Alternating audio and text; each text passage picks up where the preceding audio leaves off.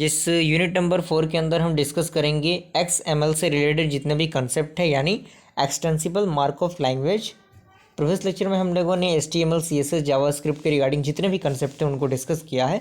तो प्लेलिस्ट का लिंक आपको डिस्क्रिप्शन बॉक्स में मिल जाएगा, आप प्लेलिस्ट को चेकआउट कर लीजिएगा।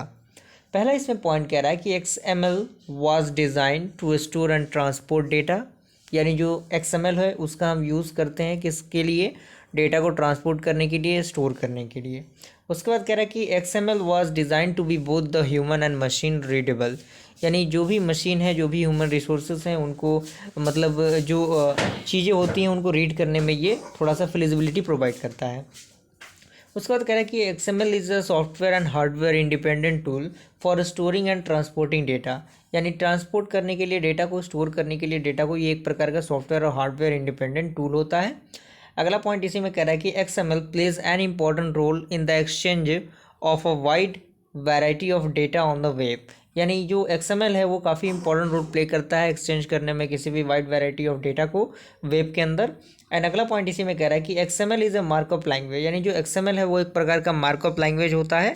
एंड अगला पॉइंट कह रहा है कि XML tag are not predefine XML, यानी जो XML टैग है वो XML के अंदर पहले से डिफाइन नहीं होता, you must to define in your own tag, यानी आप अपने खुद के टैग से उसको डिफाइन कर सकते हैं।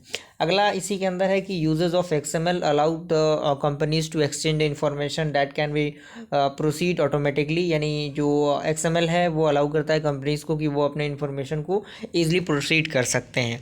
इसमें हम देख लेते हैं कि डिफरेंस क्या होता है XML के बीच में और HTML के बीच में। तो पहला पॉइंट इसमें कह रहा है कि XML was design to describe data and to focus on what data is, यानी डेटा क्या है उस पर फोकस करता है। लेकिन जो HTML है उसको हम डिज़ाइन करते हैं डिस्प्ले करने के लिए डेटा को, और फोकस करता है कि डेटा कैसे दिखेगा, यानी बेसिकली इंटरफेस के माध्यम से हम इसको यूज़ करते हैं।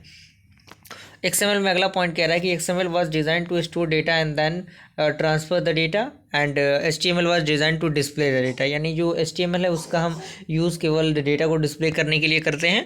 एंड अगला पॉइंट कह रहा है कि इन XML you can design your own tag, यानी XML के अंदर आप अपने खुद के टैग को डिज़ाइन कर सकते हैं, लेकिन HTML में पहले से चीज़ें टैग के तौर पर जो होती हैं वो पहले से डिफाइंड होती हैं। अगला पॉइंट कह रहा है कि XML provide a framework for defining markup language and HTML is a markup language.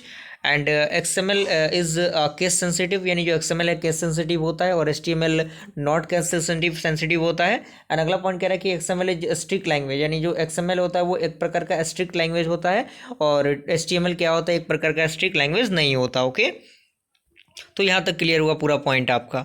इसी के अंदर हम डिस्कस कर लें कि uses and feature of XML क्या होता है। तो इसमें आपको 3-4 पॉइंट मिल जाएंगे। पहला होता है कि it is use to exchange the data between dissimilar system, and second होता है कि use to describe the content of document, and third होता है कि it can be use as a database to store data.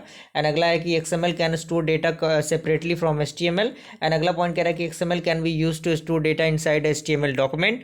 And इसी में कह रहा है कि XML can be used as a format for exchanging information. Okay, और फीचर्स की अगर हम बात कर लें XML के, तो यहाँ पे आप देख सकते हैं कि कौन कौन से फीचर्स हैं। आप इनको देख के स्क्रीनशॉट ले लीजिए ताकि आप नोट्स को बना लीजिएगा, तो थोड़ा सा आपके लिए बेहतर हो जाएगा, क्योंकि वक्त बहुत कम है और मुझे पता है कि जो एग्जामिनेशन है उसका टाइम टेबल आ चुका है। तो एग्जामिनेशन पॉइंट ऑफ व्यू से आपको तैयारी करना बेहद ज़रूरी है।